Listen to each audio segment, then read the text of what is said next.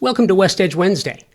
This is a re-airing of all of the programming that took place at the WestEdge Design Fair in November 2025, Barker Hangar, Santa Monica, on a stage presented by Pacific Sales Kitchen and Home, a Best Buy company, and friends to designers and architects, the industry, the trade, just an amazing partner. And the stage, which was designed by Kim Gordon of Kim Gordon Designs, who just did a magical, wonderful, incredible space for us to have conversations like these. So listen, this first conversation that you're going to hear is one that is so important. And if you're listening to it on the day that it's published, which is January 7th, it marks a year since the wildfires in the Palisades and Altadena. Since areas of Los Angeles burned to the ground in January 2025, the world around us has jumped in with opinions on how to rebuild. We've heard from the government, the academics, and the various disaster organizations and professionals around us. However, as a community, we need to empower ourselves to recreate our own world, right? So you're going to hear from a local builder, a local residential architect, a local leader, and a local activist on what the Palisades community is doing to move forward and rebuild in an exemplary way. This panel that you're about to hear features Reza Akef of Polaris Homes, Sue Cole, Pacific Palisades Community Council, Ron Marome of Fleetwood Windows and Doors, Rob Jernigan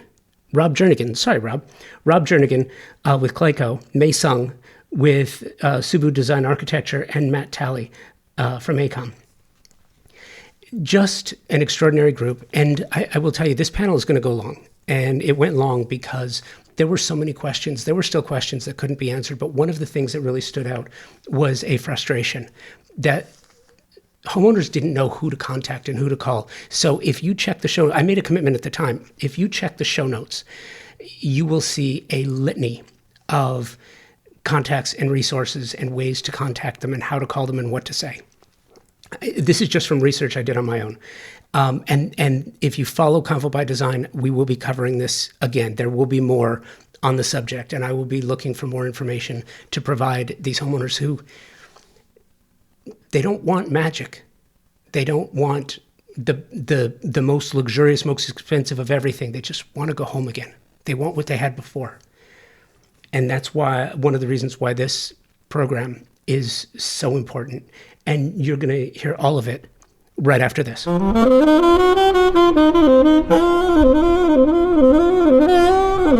The following very important conversation is presented by Fleetwood Windows and Doors, friends to architects, designers, and homeowners since 1961.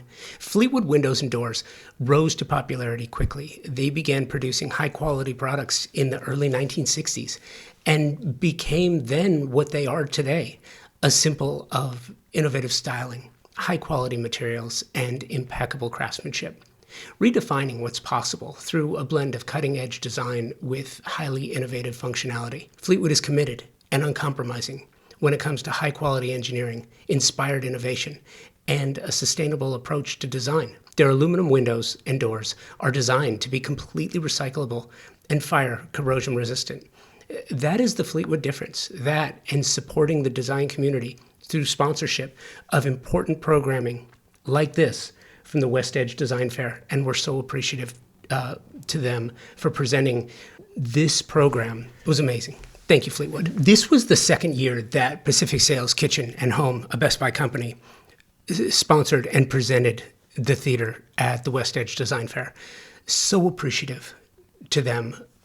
In addition to everything that they do for sponsorship, they also brought in partner Best Buy, partner Geek Squad, Hisense, and made possible a video wall to Kim Gordon's design that just, it made it pop. And I think that it's so important to understand that the most important word in design today is service. You know, product is important, price is important, selection is important, but service, stellar service, makes all the difference in the world. And if you're a designer, if you're in the trade, Pacific Sales Kitchen and Home has a simply remarkable trade program. Their Pro Rewards program, which is a trade program unlike any you've ever experienced before, you have a chance to earn 3% in Best Buy e-gift cards or 2.5% in a reward check for every qualified and delivered sale. In addition to trade pricing, exclusive offers, access to exclusive special events, so much more. I can't even tell you everything here. So make sure to check them out. Thank you, Pacific Sales Kitchen and Home, for your sponsorship and partnership at the WestEdge Design Fair this year and for presenting WestEdge Wednesdays, which you're about to hear right now. Thank you, Josh. Can everyone hear me? All right, I see a room full of lovely Palisadians, and we cannot thank you enough for taking time out of your busy, hectic schedules for being here today. We want to thank Fleetwood. We have Ron with us today, who sponsored this event. They've been incredible, incredible support. Building Green, Erica Heat, are you in the house?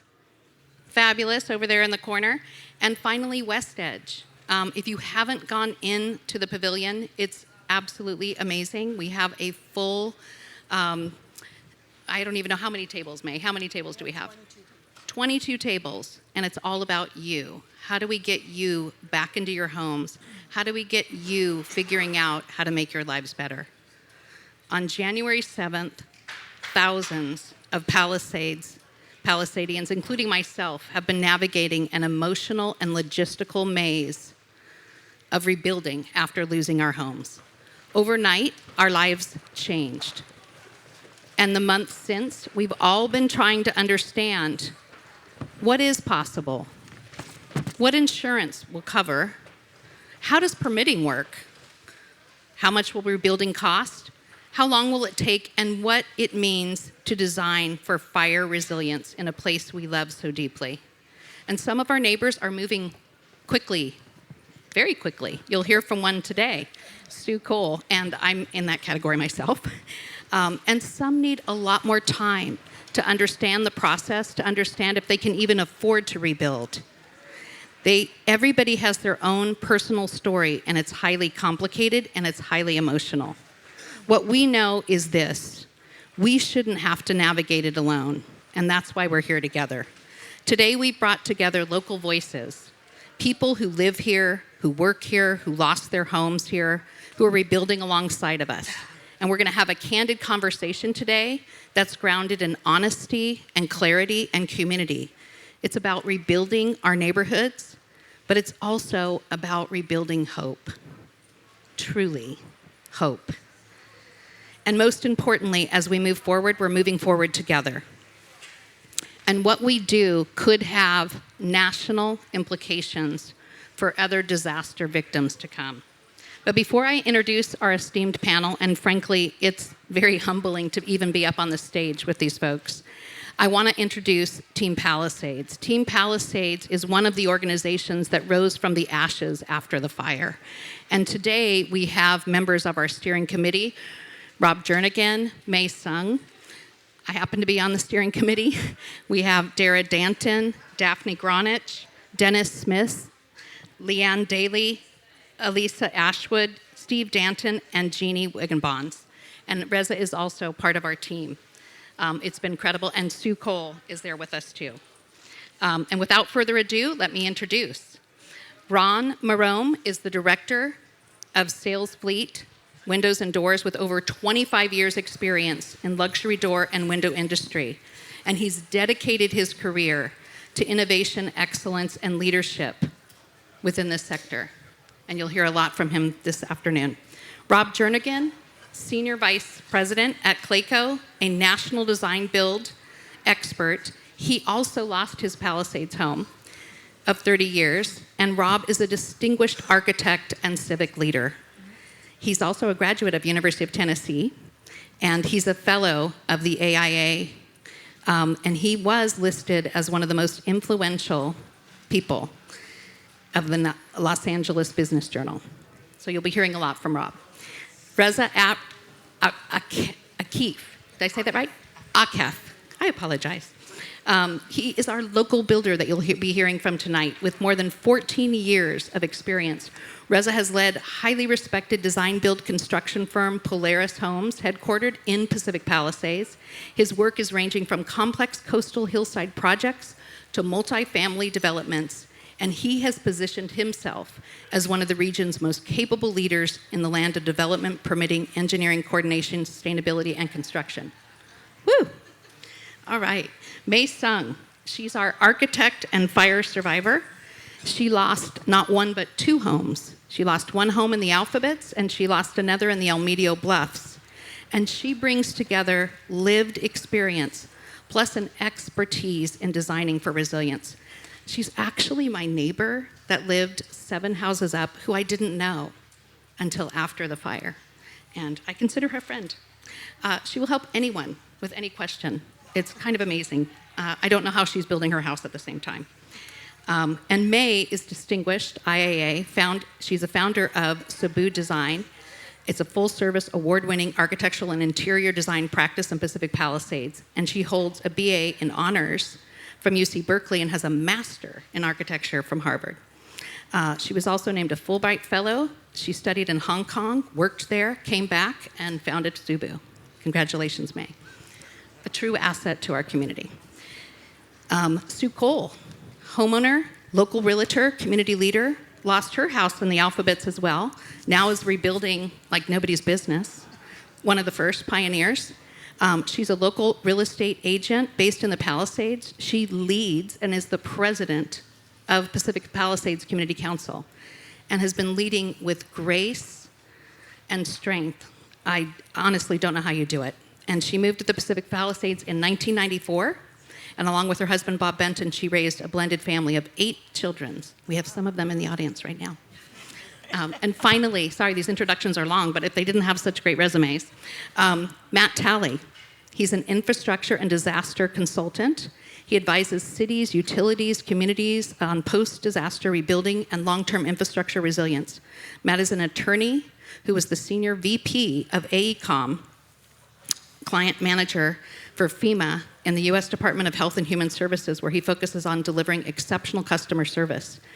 Matt is now with Adkins Realis, and Matt moved here because of us. Matt is a fellow fire victim. He has his own story to tell about that, but Matt moved here to take care of us. And I don't even know if you've been maybe in 100 community meetings to understand the impact on our community, and you've been involved in the AECOM. So without further ado, my first question, and I'm going to start with May. I lost my home, and I want to rebuild. Where do I even start? Hello? Okay. Where do you even start? Well, we usually start with budget, but in our case, our budget is complicated, as all of you guys know. So there's several routes actually you'll be able to explore inside our pavilion. So there's definitely the custom build. You find an architect, you work with a builder, and then you work with an interior designer. And then there's a semi-custom. There's actually a couple options in there. Case Study 2.0 would be one, Foothill Catalog, and also we have another one coming out called the New California Classic. That's being sponsored by the Design Leadership Network. That's going to be coming out in a couple weeks, and we actually had a town hall on Thursday. And of course, there's the Builders Alliance, and then there's also Builders Coalition. But the thing is that I think everyone needs to be comfortable with their decision. Are you the type that needs a lot of hand-holding? If you are, you probably want to think about custom or semi-custom. And if you're not, you just basically want to buy a house, then it's definitely Builders Alliance or something similar to that, or the development home. And then after you find the architect that suits you, it's like a marriage. You need to find the right partner. And that includes architects, your engineers, and also your builder. And I'm sure Reza could tell you more about that. Reza, can you share more about that? Is it already on? Yeah. Oh, you can hear me? Okay, cool. The last part of what May said is so important. Ooh, I hope I don't get emotional, because it is, as a builder in the Palisades, who grew up in the Palisades, graduated Pali High, it is a relationship with your clients. You have to hold their hand. It's dangerous because they never plan to build their home. So you have to like work with them and understand and listen to them. Man, I'm getting emotional just because this week has been a lot with my clients, and it's been really hard because they're scared. We don't know if the infrastructure, and we'll get more into that. But the first thing you need to start with is really understanding that I'm going to be your new wife or your new husband for the next 12 to 14 months. And we're going to be in a relationship together, and we're going to have to build this house together, and this is your home. This is your sanctuary, and you're going to depend on us. And I'm sorry, it's just all my clients this week, I don't know what it was, they all just at the same time, I don't know if it was Mercury, I'm not into it, but my wife is, she's in the audience, but it just, all of them at the same time were like, oh, like, I'm so scared, or oh, like, am I going to have enough money? And for us, it's like, we've been with you, helping you design your home, build your home, navigate the building and safety process, and help you get to that point where you're ready and comfortable to build, managing all of your expectations, and that's what's important. So really, when you get into there, we have Ask the Contractor table, talk to people, understand who you're going to get into a relationship with for the next 12 to 14 months. So important, really important. Really well said, Reza. And feel free to cry. Anybody, feel free to cry out there. We've been crying a lot. Let it out. Sue, you lost your home, and tell us what you did. Tell us your experience. Well, I have to say, of course, it's trauma, it's shock, and you're sort of left standing there going, what happened? My whole life was sort of planned. I knew where I'd be. I knew where I'd be going. And now I knew when I'd be retiring. It's all out the window. So the last thing you need is additional stress. And for me, personally, having everyone in the world saying, are you going to rebuild or not rebuild? And thinking about it all the time caused me so much stress that I just thought, I need to make a decision as quickly as possible because I can't stand the unknown. It's too much. And I was very fortunate through my real estate business to have been working for many years with a particular developer who I haven't always gotten along with. We've had our times. But he called me and he said, hey, I want to help you. And I know you're really busy, but if you want me to build you a home, you just say the word and I'll do it for you. So I thought about it for about 10 minutes. And again, not knowing about the money, not knowing about the insurance, I took a leap of faith and I said, please do. So most people spend a lot of time in plans and meeting with architects, and that's probably the best way to go. But in my case, I don't know who the architect was. I just said, please build me one of your nice houses. And so luckily for me, he's doing that, and that's how I got such a quick start. It's actually amazing. If you go in the 800 block of Iliff, you can check out Sue's house. And I'm looking out at the audience. My friend, Ava Sobeski, also lost her house. She's an architect. She came to me the day after the fire and said, hey, we were going to take out some glass brick and put in some sliders in the back. Let's go. So we're right behind Sue for that very reason. Not really... Close. Maybe as... You're close. Yeah, close, but also not as methodical as many may wish to be. How about that? Ron, you are in the trades here with us, and that's what we see in the hangar next door. What advice would you give to us about what to do first? Good afternoon. First, Fleetwood is proud and honored to be part of this. We support this community more than most people recognize or know. For us, it hits home. My biggest piece of advice is understand the building materials that you're choosing. Saving money sometimes is only going to cost you more somewhere down the road. Make sure you're using high-end, high-quality materials that also afford you the ability to have something special for the rest of your life, as opposed to, we see a lot of times some of the building material companies out there are being opportunistic. They're coming in and they're thinking that this is a great opportunity for them to make a couple bucks. Unfortunately, it's true. It's what we're seeing.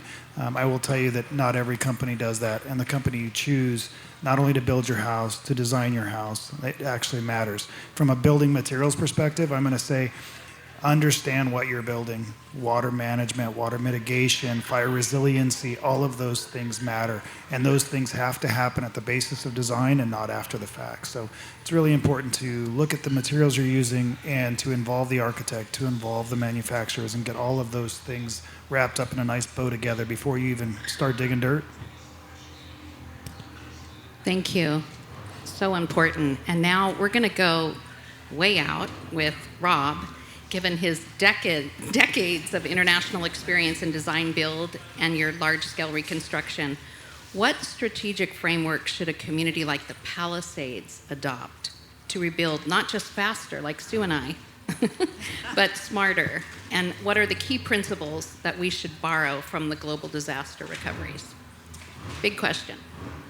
Okay, so look, I understand there's nothing more important to you than getting back into your house, and completely agree with that. But I want to step back a little bit and say, I lived in the Palisades with my family for 30 years. What happened in those 30 years? Palisades became very popular. Because it became popular, guess what? Home prices doubled, tripled, quadrupled, okay? And then because they did that, what happened? Homes were torn down, larger homes were built, and it taxed our infrastructure even more and more, because no longer were the bungalows, but these were large homes with more bathrooms, required more power, et cetera, et cetera. And we really took an infrastructure which couldn't handle what we built, and then when we had this fire event, it completely collapsed on us, okay? So Matt's going to get more into the infrastructure, but I thought I'd set him up. No, no, but I think the piece that I want to make sure that we're not just talking about and not just thinking about is the pipes that are buried in the ground. It's also what's above the ground. And it's about what makes a community a great community. And it is our open space. It is our parks and recs. It is Sunset, probably the biggest connecting piece of fiber in our community. And so, you know, one could easily say Sunset at Palisade Drive, that failed us. So what are we doing? How are we looking at that? How are we looking at the retail nodes that support us? How are we looking at parks and recs, not as individual units, but are we together saying, well, look, if we're going to rebuild the Y, and we're going to rebuild the park, and we've got Simon Meadows, and then we've got the schools, did we do an inventory?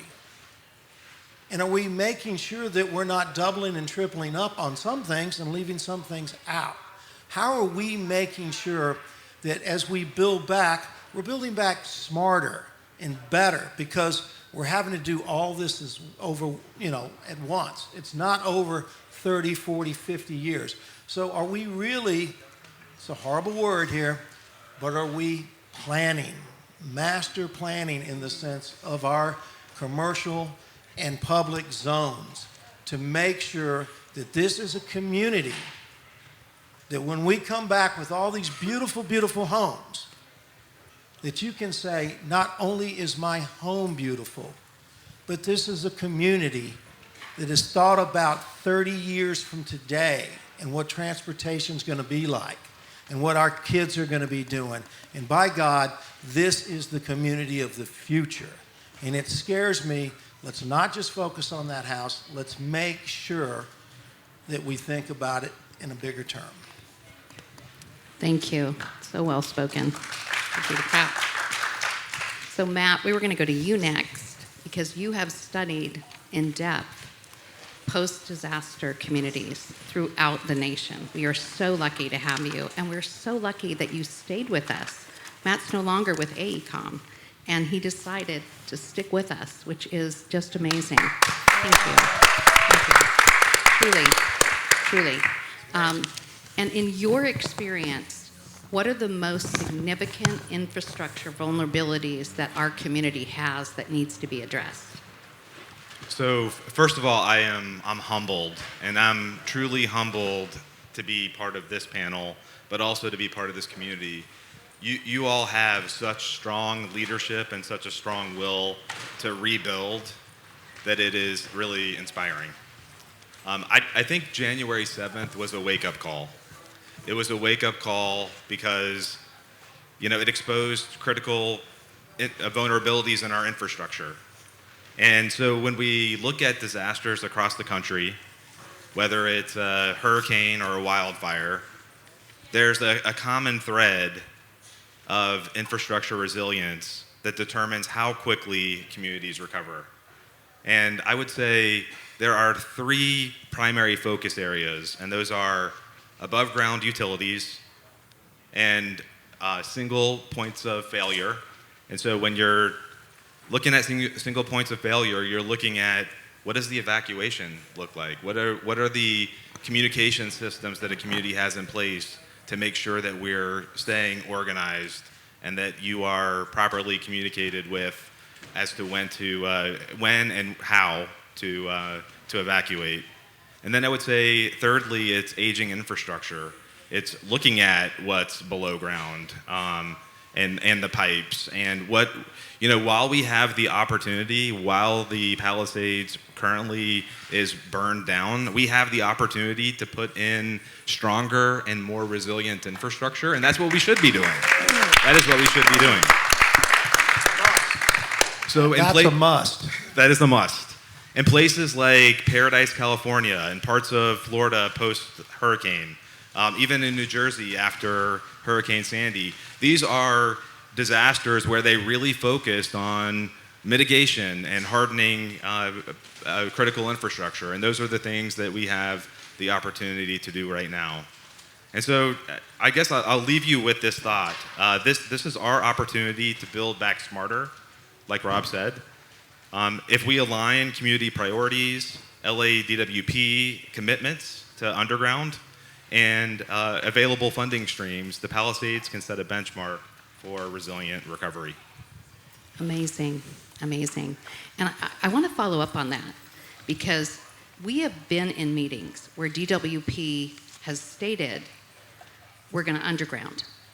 And then I go to my contractor and they look at me like I'm nuts because our house is half built, and I say, you've got to have these conduits off the front of the property. It's critical because we're going underground. And they look at me and they say, I just talked to someone from DWP and they said they have no idea when that's going to happen. So can you shed a little light on that for us, Matt? There needs to be a single source of truth, right? And I know right now that LADWP is working on that. They have committed publicly that they will underground the Palisades. And so it's incumbent on us to make sure that we are following through and up with LADWP and the leadership there. And I can tell you, every leader that I've worked with at LADWP, all of their executives, from Janice to Dave to Anselmo, they're all committed to making sure that we get a resilient Palisades and that we can do as much as we can in terms of undergrounding. Now, that doesn't mean that every street will be undergrounded. What that means is, and I don't know which areas will and won't be undergrounded, but what I can tell you is that if it's able to be undergrounded, LADWP is committed to doing that.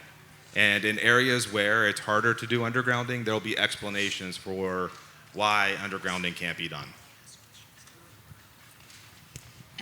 And Matt, if I can ask you another follow-up, sorry about that. Sure.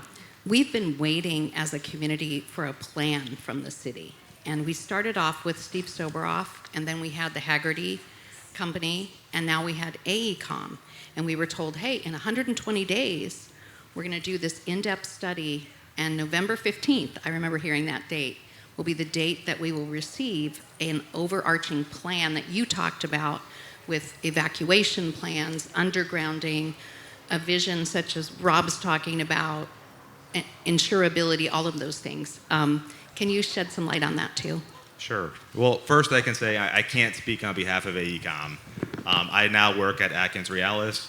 But what I can tell you is that the premise of those plans, the infrastructure plan where AECOM is looking at what can be done with water and power and helping to strengthen the the damaged public infrastructure and rebuild. So that it really turns into an infrastructure resiliency plan. Then you have fire protection, and that really focuses on, and these are reports that are at the final stages of being delivered to the city, right? Fire protection, which really talks about like how this, what are the things we can do so that this doesn't happen again. And then thirdly is looking at construction phasing. When you look at the rebuild curve, it looks like a lot of construction is going to be happening, but most of the construction, it seems like, will be happening in 27 and 28, just right during the Olympics. And so when you look at the challenges that we all are going to have in rebuilding this community, that is definitely one of them. And so AECOM, I know, has been focused on looking at the construction phasing. They've also been looking at the evacuation plan. I think it's fair to say that the evacuation plan was not what this community deserves. And so it's looking at how it can be improved in the future and how we can practice it and make sure that we do a better job. And then, finally, it's really looking at traffic management and how when we get to that stage where a lot of more construction is happening in the Palisades, how do we manage the traffic? Thank you. And I want to let you know, in the last 10 minutes, which we still have 30 minutes left, we would love for the audience, if you have questions, to ask. And that will be in the last 10 minutes. And I'm happy to call on you then. But Reza, can you follow up on that? Thank you so much, Matt. And thank you for being brave enough to tell us all of that, because, and strong enough to tell us all of that, because that's a lot. It's a lot of expectations. Reza, what improvements in infrastructure and planning or coordination should we prioritize to help our homeowners? It's late. It's too late. I mean, Matt won't take. What? It's not too late. Nothing's ever too late. But, well, from a builder's perspective, if you want me to build the right way, then you better hurry up and give me a plan of what the city's going to do. Okay, 89 days, Janice, the CEO of LADWP, promised us a meeting. Justin's looking at me. 91 days. 91 days ago, the CEO of the Department of Water and Power promised us a face-to-face meeting with her upper staff, and it's been scheduling conflicts every single day, and we remind them every other day. They were going to have another LADWP town hall the week after Thanksgiving, just to kind of sugarcoat what they were doing. That Sunset Boulevard is underground ready. It doesn't mean anything to us builders unless we know what's going to happen in the public right-of-way, what's going to happen in the street. May and I have been working so closely with building and safety. They meet with us, they help us. DWP has not once sat across the table with us, and that's just not acceptable. If our future depends on an agency like the Department of Water and Power, they need to be sitting across the table from us right now so that we could properly build the right kind of home for the community that we love. But Reza, it's not just DWP. It's also BOE. We need sewer. We also need That's a great point too. Thank you, May. Everybody. Public Works has also refused to meet with us. So thank you for reminding me. Sue has empowered me on the Committee for Infrastructure under the Community Council, and we have made numerous requests to meet with these agencies. And I know this is about resiliency and about building, and we got you. There's a great group of panelists in there that can help you, but I just want, because he said something that he and I have talked about a lot, the single line of truth. Each one of my emails to the city starts with, when are we going to get that single line of truth? And until we get the truth, you can't properly rebuild. And that's why we're here today. Right. And that's why you're all here today. And that's why we've established Team Palisades. We have the president of Pacific Palisades Community Council here, and this committee is under Pacific Palisades Community Council, the infrastructure. I happen to be on the committee. I'm just more to get the word out. I'm not the expert behind the scenes. But yes, you're wonderful. We all became experts. Yes, and I think May has something to say about this as well. Yeah, no, I think I mean, this is not a typical design panel, and then we intentionally made it this way so we could interact with the greater Los Angeles community too. The design community is important to support us in this effort because what happened to us, it will happen again. And the things that everybody needs to be aware of it is not just the city level, the state also needs to work with us because there's a lot of issues in the state that we also, it's coming out, and we all know what those are. So. Spencer's telling us. Oh, well, yeah. And Rob, go right ahead regarding infrastructure. The only thing I was going to say, what frustrates me is they've made it so difficult for you to figure out how to hook up your house, and you're spending so much time on that. The bigger picture issues we're not even thinking about. And that's very frustrating because I will tell you, you know, years ago at St. Matthew's, we said we can't get good teachers because they can't get here. And there's no affordability for teachers. And St. Matthew said, we would love to build teacher housing, but that's not R1. And we're not allowed to do that. And I think for us to be a complete community, we have to start thinking about these other things, okay? Because we do want kids with great teachers. We do want bike lanes. I live in Playa del Rey now, and the only time I didn't feel safe on my bike was when I got to the Palisades. And that to me is shocking. And so there's a lot of things we really want to make this community not just a beautiful place with homes, but we want to make it a great community in the future. And I'm worried that we're too worried, because we have to be, on things like, why am I paying for a fire hydrant? And I don't know why we're spending any time on that. It should be, put the damn things in. You're responsible for it. I said to several people, you know, it would be nice if the government was responsible for infrastructure, and their response was, they're not? And that's what we're finding out, Yeah. and we have to stop this. And Sue, it would be interesting for you to comment on this, being so far along in the building process. Well, you know, one of the questions was, what do I wish I'd known before I started? And of course, there's a million questions, and a lot of them have to do with insurance. But when it comes to building and what Reza was talking about, I feel really lucky. I was at a meeting, and I was talking to Justin, and I found out all the things that I was supposed to do to get ready for a pole or undergrounding, how to make it so that my house could be hooked up any which way. And I had to go tell my builder, you know, I took a screenshot and I said, this is what you need to do, all these things, because he probably didn't know. Right. How would he? He's never dealt with this before.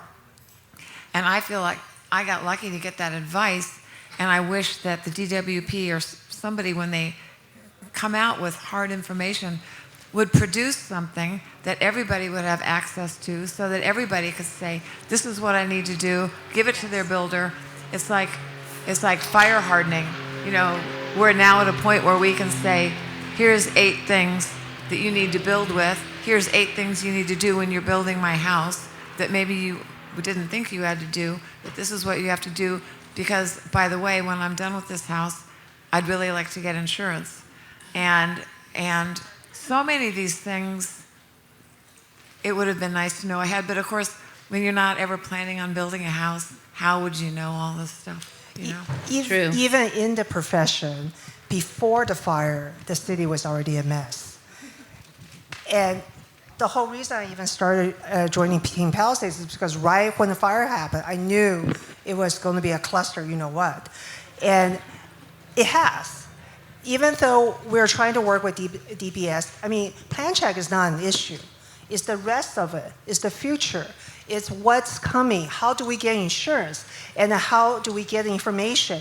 And that's why Team Palisades was formed, so that we could give people information, so that we could get the information to our community, because the city's not doing that. And Can I Reza, add, yes, and then I wanted to hear from Ron, but absolutely. May caught something so important on the last executive order from the mayor's office. At the top of it, they wrote commercial. And points, I think 12, 13, and 14 apply to residential too. Yesterday, when I was working the Ask the Contractor table, a Palisades family that I know came up to me and said, Reza, we're so worried about grading and the bond that we have to post. And I said, no, you don't have to post a bond anymore. Like, and make sure da-da-da-da. Less than But they said- 15,000. Less than 15,000. I said under, I said, no, I wasn't, but anyway, the point is that the clarity is still missing because even that plan checker at the Department of Building and Safety thinks it only applies to commercial. May and I were assured that all the plan checkers would be notified that it also applies to residential. And these are, how can you properly design or build a home when there's still this miscommunication? And one of the things I want to highlight about the grading, and then I think Matt wants to talk, is that something that came up when the pioneers, we're going to call ourselves the pioneers, started building.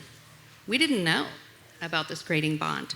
And May, you were tenacious, and you got the city to understand this is not... Because I don't have money to pay for the grading Exactly. bond. This is what I'm saying. So May pursued that issue, and it's no longer an issue, but maybe mid-level management and some of these folks don't have the memo yet, but we need to make sure that our community has that information. It's vital, and our builders and our architects have that information.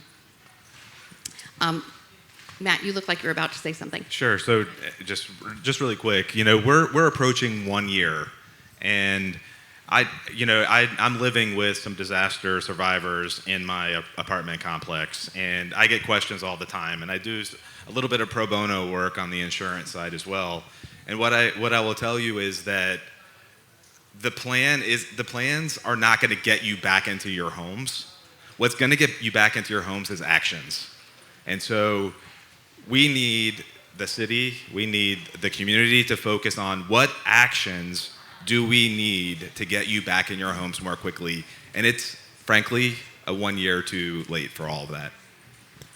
And on that note, because we talk about getting back into our homes and insurability, Ron, you were talking about that a little bit during the opening, that there's things we can do to create fire hardening for our homes that insurance companies will look favorably upon. There are, but I'm truly humbled to be sitting up here with you guys. As a kid who grew up in this area, and my stomping ground was this area, I'm sitting here and all of it's really just touching my heart. And I can tell you that the voices aren't loud enough. We all need to get together and make the voices louder. We can bang from the rooftops, better roofing materials, better cladding materials, better doors and windows, better glass, all of that stuff. But if the folks that are controlling the purse strings, which is the insurance companies, aren't listening, then we're not getting anywhere. So yes, there's a lot of things we can do from a building environment perspective that will protect our investments. Better doors and windows, better roofing. But boy, I wish everybody was listening, because this is an amazing panel to be just sitting here and soaking it all in and listening to. So thank you. And I think your point of one voice, as we sit here with this group, we have other organizations that are very strong in the Palisades long-term recovery. We have Palisades, pardon? Closer. Oh, I need to be closer. Sorry. Palisades Recovery Coalition. We have our PPCC. We have a number of organizations that are rising and creating venues for people to get information. But are we united is the question. Are we a united voice? Have we looked at a plan, and I look to Matt, have we looked at a plan from the city? These are our priorities. We're gonna go for getting those permit fees waived. We're gonna go for undergrounding all of the utilities, and we want a master plan. We want to look at those nodes in our community. We want bike lanes, whatever that is. We want to build back resiliently. Also, I just think it's important to get support from the city. And I think in this city in particular, it seems really hard and confusing because you've got a mayor, and then you've got a city council, and they really have all the power, and they're not all completely sympathetic with our situation. And we just have to fight for every single thing, like the permit fees. I mean, it's great that the mayor said, sure, let's waive them all. But I know I had to sign something that you had to sign saying, well, if the city council doesn't approve it, then you'll have to just pay it after. So there's a lot of things that the city could be doing. And then neighborhoods. when it comes to this fire hardening. You know, if the neighborhoods sort of don't get together and do a lot together, I think insurance is going to be a much bigger problem. We have to make sure that whoever's living next door to us, you know, isn't going to be problematic if we're doing everything we can for clear sailing with the insurance company. So there's a lot of issues where we're going to have to be strong and we're going to have to hang together and communicate. Absolutely. And what I'd like to do now is ask a closing question of each panelist, and that should give us about 10 minutes for questions. So be thinking of your questions. But as we close, I just want to hear from each panelist if you can share one piece of advice or one message of hope for our neighbors who are rebuilding, who are here in this audience. And who would like to start? Rob. You know, I think persistence, hang in there. We are better together. The reason we created Team Palisades, it's not about an individual, it's about a group of us. I think, you know, divide and conquer is what's going on with the city. And so even though you don't have to pay $5,000 for the fire hydrant, that ought to outrage every one of us. I think we need to operate with a much stronger voice. We need to say a lot of the stuff is just bullshit, and it's exactly what it is. And I think we're kind of taking it laying down. And, you know, we've tried, you know, the last meeting with Matt, I'm like, this meeting sucks. You're not telling us what we need to be told. Da, da, da, da. And then at the end of the meeting, Matt said, and that's why I'm quitting. And so God love Matt for doing the right thing. And then Matt said, you know what? I'll be part of you guys. I understand. And so yes, we have to think about ourselves and our home, but we have to think about our community. And we've got to put that front and center and drive this damn thing, because I'm telling you, we're getting no help. And the attorneys are going to, this is Epstein files. When we finally get these reports, every freaking thing in it's going to be redacted because they screwed us, plain and simple, the city and the state. And then, again, this is why we're here at WestEdge. So we're broadcasting all this to the greater LA area, because let this be a precursor. I mean, not a precursor, but the thing that let this be a warning. What's happening to us could happen to anybody else, any other community in Los Angeles or in the state. It's already happening. Okay, so first of all, I'd say we need to have faith. I think it's troublesome, but I think it's going to come together. It's going to happen if, like everyone said, we stick together. I also would encourage everybody. Everybody wants information, and God knows there is a lot of information coming from all of us, from all of our group meetings. We have, guests at our PPCC meetings twice a month who are supposed to be giving out information. People should join Zooms. They should become involved, because I think knowledge is going to give you the confidence you need to move forward. And you can't sort of wander around anymore saying, I don't know what to do. I don't know who to listen to. Go to the Zooms, listen to the information, and decide for yourself what you think is appropriate and what you think is right. And it's going to help you move forward for yourself. All I can contribute to this is from a building materials perspective, what you use matters.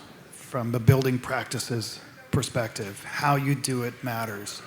I know everybody wants to build back tomorrow and they want to get it done right away, but the shortcuts are the things that got us in this place to begin with. So I would tell you that take your time, use the right stuff, do it the right way, because it will matter.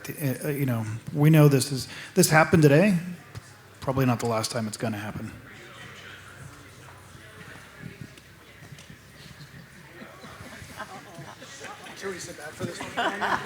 Remember, When I speak, I don't speak for doomsday, I speak for hope. As a Pali grad, we're going to kick ass. We're going to build a beautiful community, and it's going to be a model for the rest of Los Angeles, if not the state of California. but we have to do it together.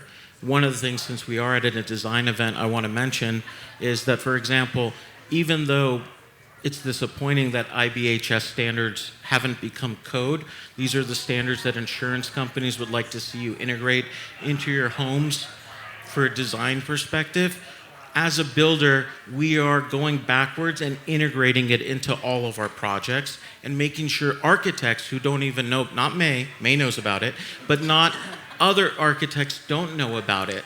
And we are introducing them and educating them about it. So information is key. That IBHS standard has a lot of good information in it, whether it's Fleetwood's, aluminum windows that are dual tempered and dual pane, or whether it's, having a Class A roof on your home, having closed eaves, having, aluminum gutters with closed screens on top. This is what's important. I want to just point out that the home that you see in the LA Times and all over social media, the first home to get C of O, I wish them the best. But the one thing they didn't do? They didn't provide any undergrounding. And they didn't do it because they didn't have hope that it would actually happen. And that's what's disappointing for me. It's going to take an entire village of builders to bring back the Palisades, but we all need to be, as everyone said, on the same page. All of us need to do the undergrounding so that they have the onus on them to provide the undergrounding for us. Thank you. My message to you would be, don't give up. I know it's easy to think about giving up and selling your properties because it's too hard or it's too challenging, or we're not getting the right information, or DWP is not moving fast enough. But this is a great community. When I drive through the Palisades, I don't see a burned down community. What I see is beauty. And I see the beautiful people who want to rebuild, who are focused on rebuilding the community better than it was before. And so, yes, there is a lot of bureaucratic red tape. Yes, it's not moving as fast as we want it to move. But I would just say, keep your patience. It is going to happen. We are going to rebuild, and it will be a better community than it was before. Fantastic. So I think what we heard is get riled up and get together. Time is of the essence, and we have 10 minutes for questions. We heard have faith, build thoughtfully, build smart, and look at the beauty and optimism. And with that, we would love to entertain some questions from our audience. Yes, what is AECOM, authority, funding, mission, things like that? What is AECOM, authority, mission? So AECOM is an architectural and engineering company based in, the US business is based in Los Angeles, and they have been contracted by the city to deliver reports that lead up to long-term recovery planning. The mission. What's the mission? The mission is long-term recovery. Well, thank you very much. My question is particularly to Matt. When we heard, quite a while back about AECOM being involved, in the infrastructure and also the planning, the urban planning of this disaster area. And then we will be soon know about all the details. It's been months, and we haven't heard. People raise the question. We were in a meeting, for the community, and people raised the question where the money comes from.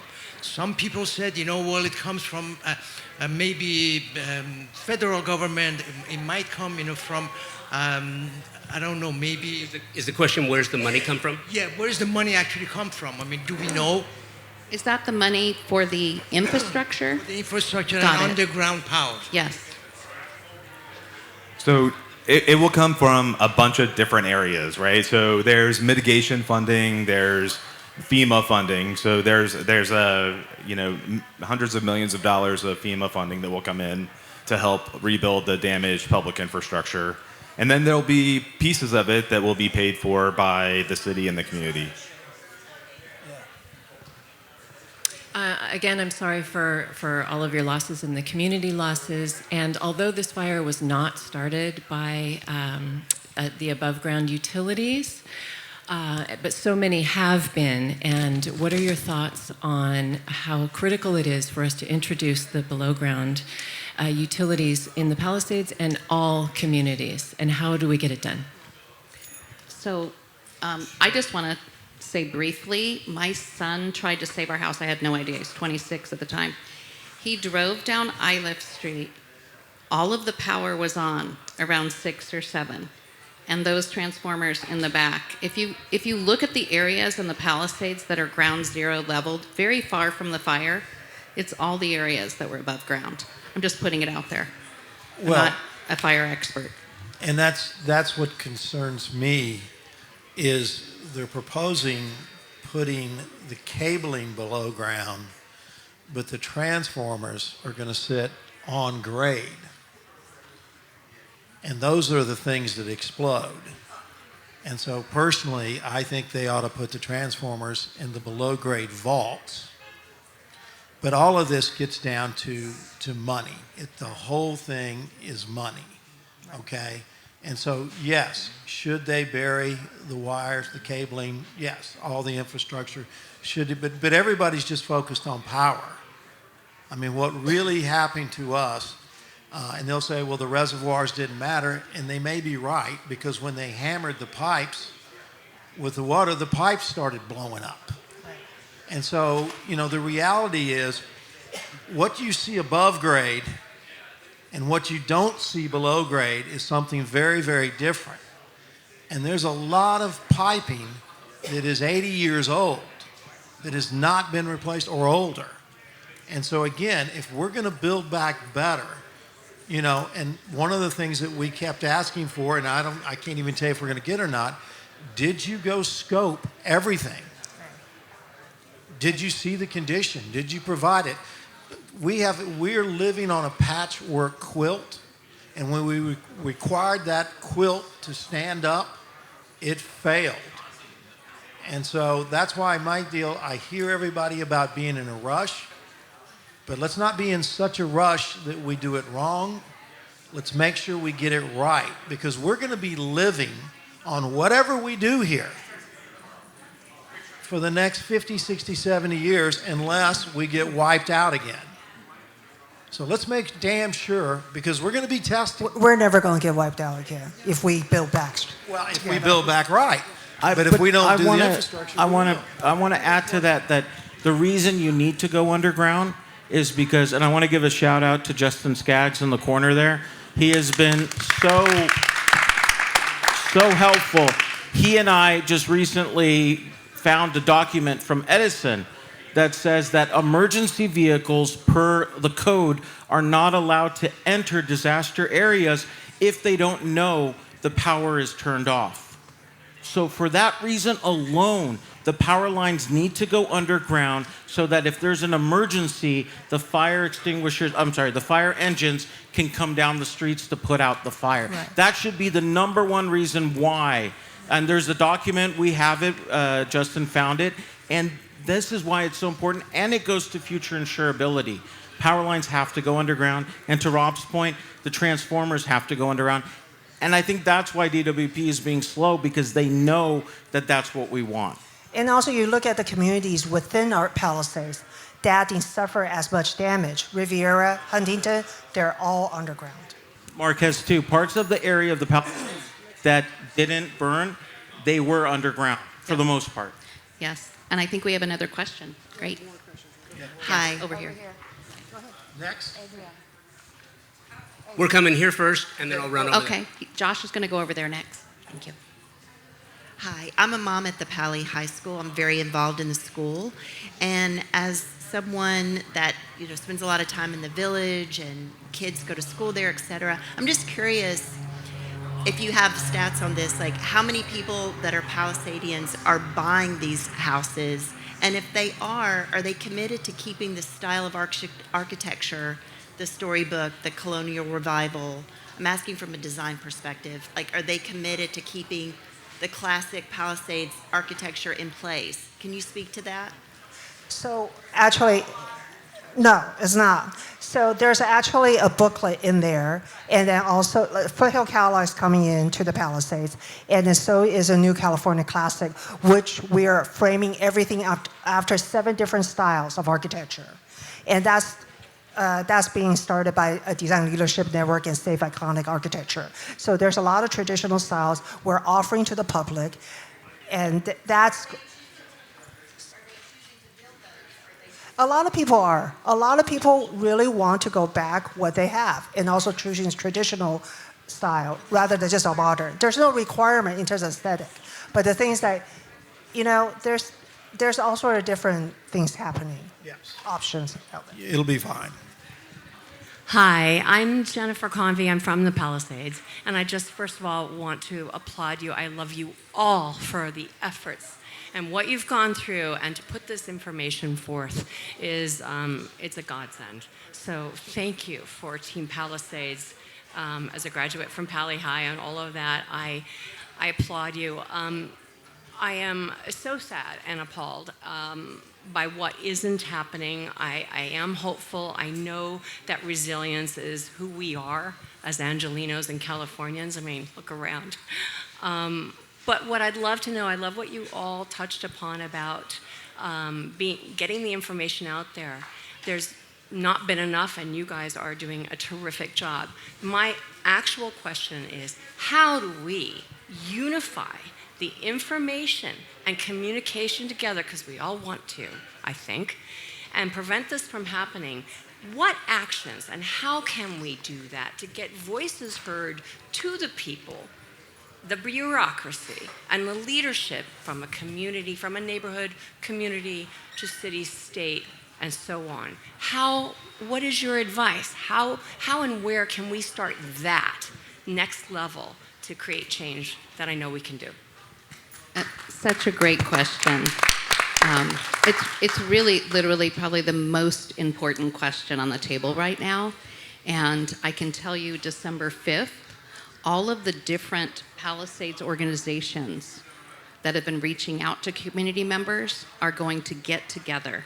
Because we even know this weekend there were a lot of conflicting, fantastic opportunities for Palisadians, but there was a lot of information that was out there. And so I think people may have been even overwhelmed. And I've had friends tell me, well, what source of information can I rely on? I'm hearing this from this one source, this from another. So we are going to try, as community organizations under the umbrella of Pacific Palisades Community Council, which is our anchor organization, to unite. And it is hard. I mean, I just met a neighbor on Kagawa from ILIF. He was coming over to check out our place because we had our second story was framed. And I had never met him. He has not been in touch with any of the organizations. So I think with the block captain system that we have, we've really got to reach out to each and every person. And a lot of people, you don't have time to participate in these meetings, but what we need to do is get everybody connected to one source of pure information. And that was an app that was suggested early on, like when the first month of the fire was like the one-stop app with pure information that we did not pursue. When I think of the one thing that I can contribute after leaving AECOM, it is how can I work with LADWP and the city to create that one source of truth? And so I am continuing to work on that and demanding that we get something so that you all have the information you need to rebuild the community. So we were pulled together right after this by the California Community Foundation, and we did meet with After the Fire. And the block captain system has been the system to really build. Has it gotten to everybody? But what the block captain system really does is allows your voice to get funneled in to a common source. And then honestly, what we're trying to do between all the groups is really have potentially a common website so that we can get the information back out, okay? I think that's the best way. We do have a calendar now that has every event on it and this, that, and the other. But I'll be frank, we've done this all on our backs. We don't have the support of the city or any, funding. We're getting some donations, and it's a lot of work to build all this stuff to try to keep it all going. And that's where, we've had a lot of people put a lot of hours in for us, and we're very appreciative of it. And I do want to give a shout out to Sue Pasco, who's in the back, because she's been on it from day one, circulating information. So thank you. Hey, Allison, so if it's okay with you, it seems like we have a few more questions. We're going to go a little long. Is that okay? It's okay with me. Yes, Are that you all sounds okay? okay with you. You're okay. I'm okay. No, and also feel free to get up if you need to. Yeah, but I'd like to. Yeah, that sounds wonderful. Hi, my name's Justin Skaggs. I am a dry utility consultant, and I do underground conversions in all of California. So I'm very familiar with how underground conversions and removing your power lines and putting them underground happens, not just in LA, but in Ventura County, Orange County, San Diego, everywhere else. LADWP is your most challenging agency to work with. We know where the hurdles are. We know that they don't have a certain standard. It's called 12 kV. It's very difficult to watch when the first homes start building and you see their meters getting put on the back of the property. And we have the first home that was completed and it's not underground ready. We have about 300 to 500 homes that are under construction. We know other jurisdictions have the standards. We don't need to be waiting anymore. We've waited for 11 months. We know where the issues are. I probably talked all your ears off, except for Ron. I'll talk your ear off later if you want. But yeah, I mean, how do we push to actually get these standards brought in from the other jurisdictions, get something like applicant design just as a policy change done? How do we get joint trench? There's so many ways that we can be managing this and doing this right now. We need those 300 to 500 homes putting in that conduit, and how do we get them to do that? That's an excellent question. Thank you so much, Justin. And you have been in the trenches literally and figuratively with us all along. I also wanted to mention Miriam Saar's here with the Palisades Recovery Coalition, and she's been amplifying our voice too. When you were like exactly behind the camera, so I didn't see you sitting right there, but I did want to acknowledge that. Thank you. But okay, so back to the trenching question. If we can, Reza, did you want to take that or? Justin knows. You have to look at the authority structure. You have a mayor. I mean, as you have a mayor.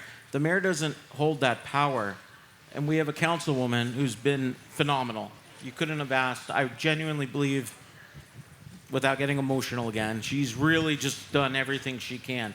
The city of Los Angeles. I was 25. If anybody remembers, I helped Bill Rosendahl get elected. I was nobody on his staff for a year before I went to law school. He always said, I'm only one of 15. And that's the issue here. One thing I've brought up, I mean, May and Sue know this, and Allison knows it too, is that we need, I'm happy to hear that we're all going to come together, but we need to go to those 14 other council members. We need to sit in front of them. We need them to make time for us. If I have to go to the Sherman Oaks Neighborhood Council to get them to request an audience with that appropriate council member, so be it. Because we need to get the people that are hurting in our community out there to meet with these other council members so that they know our plight. I mean, they have to know how many people are really hurting in the Palisades, because unfortunately there's a stigma. And so as soon as they're the ones that approve what LADWP, what Public Works, what everyone does. If you were at that hearing, like many of us were, when we were, like Daphne was there, who's in the audience, when we were there for the waiver of the permit fees, it was disheartening to hear the council member from the Valley say, well, I don't want to lose resources at my park because I waive fees. But I know in my heart, knowing my community in the Palisades, that if an earthquake happened in the Valley and they asked for us to waive permit fees, we would support them. And it's so disappointing that he doesn't turn around and realize that. And that's what we have to explain to them. We have to get in front of the other 14 council members. We have to get in front of the city attorney, the city controller. It has to be a unified message. Like like our leaders here have said, and we have to express it to them. And But also, I that's don't what think we they have to do. realize we're all still paying our mortgages, our property taxes, and everything and towards the city. That expires in 4 months for so many Palisadians. I mean, it's very scary, and that's why I started this conversation with people are having a lot of fear of like, okay, Reza, we start construction. What happens if, like, the state disappears and they don't support us? It's very important that we all work together and make sure we don't lose that momentum. Well, and that's why, unfortunately, you stopped at the city.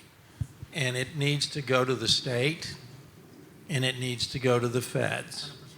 And we need people who know people that have relationships to push those. I mean, for the state to not say they played a major role in this, and again, I go back to my opening line where over 30 years, my property values and my taxes, and if you looked at the amount of taxes that the Palisades has paid and continues to pay, and the amount of services that we've gotten from city, state, and federal, we need the feds, we need help, we need to push them.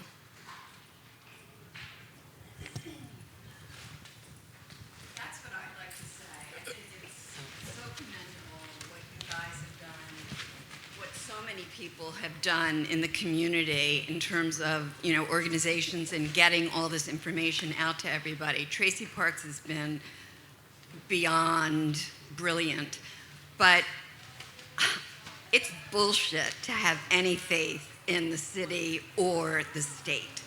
I mean, you read the LA Times this morning, and they basically washed their hands of everything with the DWP.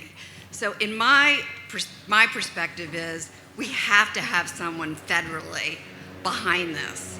And what I want to understand, because all this is nice, but in the scheme of things, it's nothing until you do have someone plan from the top and move things from the top and organize things from the top, because you're just disseminating information piece by piece. It's not consistent. It's not organized.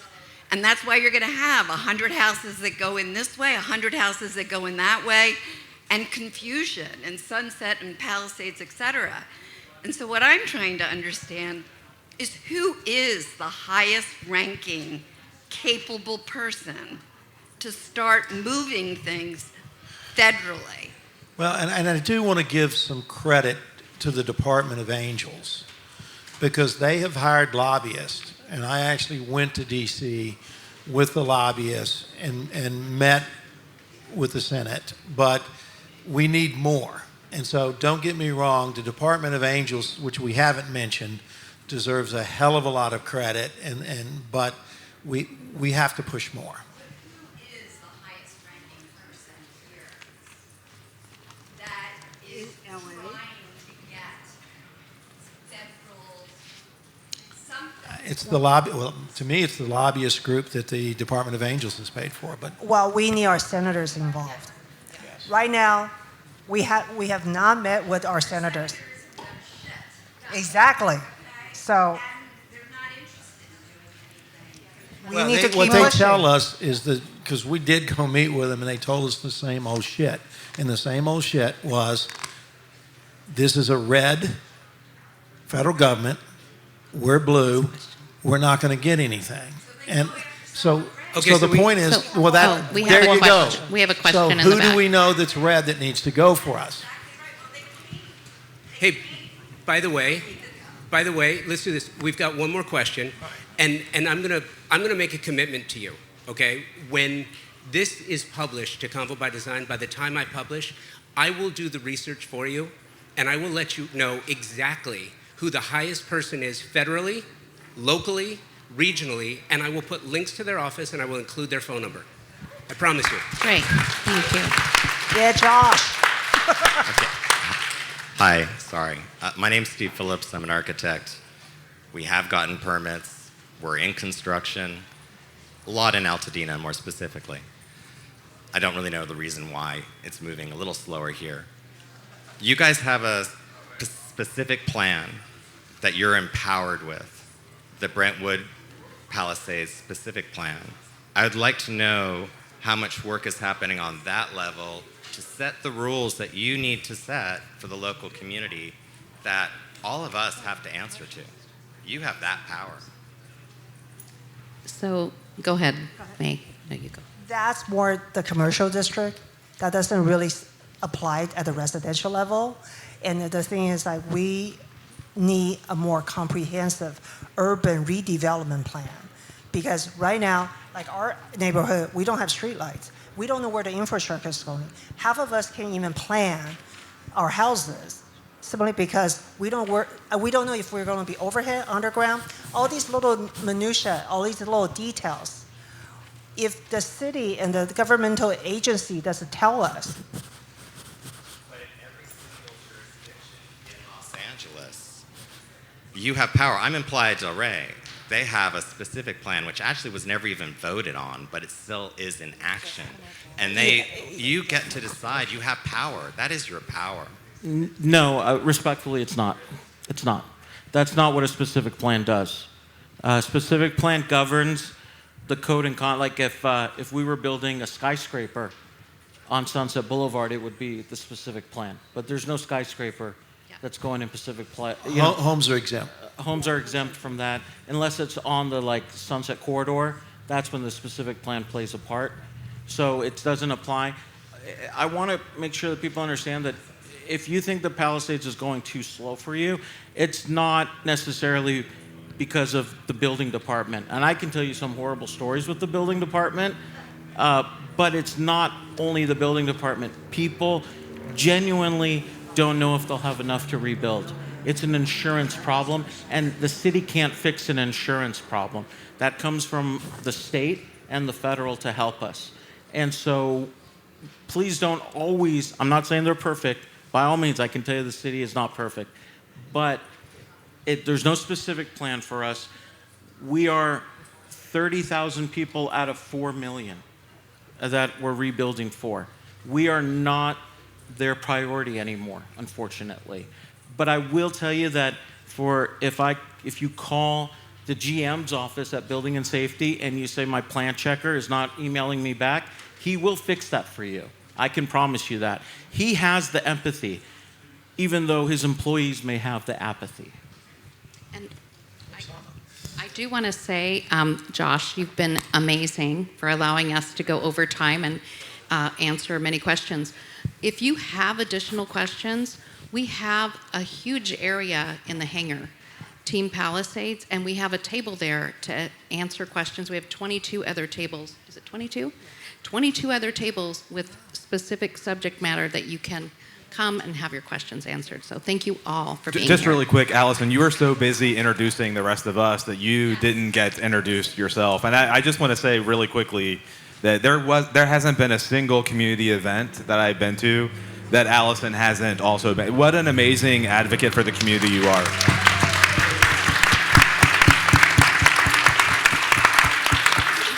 First of all, thank you very much to everyone. These conversations are tough. They're hard because coming by the truth and coming by answers is hard. And I have the feeling that we're just at the end of the beginning, right? Thank you for having this conversation, this really important conversation. Thank you to our partners here at WestEdge, Kim Gordon Designs, Pacific Sales, Kitchen and Home. Thank you for making this space possible. Thank you, Fleetwood, for presenting this conversation, an important conversation. And as we end this one, there will be more, and I gave you my word. So when I publish this episode, I will do the research for you. Not that you can't get it from this amazing group, but I will find out who your local, who your regional, who your reps are, who your senators are, and I will put all of the links in the show notes, okay? And we have one more conversation coming up following this one before the end of the show. You may be interested in this. We're sitting down with 4 incredible architects, and what we're talking about, I didn't know that these 2 conversations were gonna be so close together, but my first wildfire, I grew up in the Valley. My first wildfire was in Chatsworth in 1983. I was on the back of a horse for 24 hours in board shorts and cowboy boots, and I didn't know if my house was gonna be there when I got home. and all those years ago, and I haven't forgotten what that feels like. And so the conversation we're having is about architectural innovation, innovation in design, designing for disaster in a smart and incredible way using different products and materials, because being educated is really the first step in defending what you have and where you live. So if you're interested in staying for that, I'd be honored, I'd appreciate it. But regardless, thank you for coming and enjoy the rest of the show.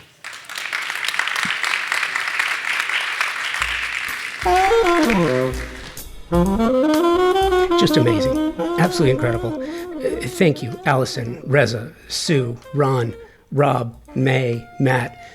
An incredible conversation. Thank you to the WestEdge Design Fair for making this possible. Thank you to Pacific Sales Kitchen and Home for your incredible support and sponsorship of the stage and the theater this year. Thank you to Kim Gordon for your incredible design. Amazing. Best Buy, Geek Squad, Hisense, you guys, amazing. Thank you for everything that you've done this year. And make sure to subscribe to Convo by Design so you can get all of the WestEdge Wednesday series fed automatically to your podcast feed. See you next time.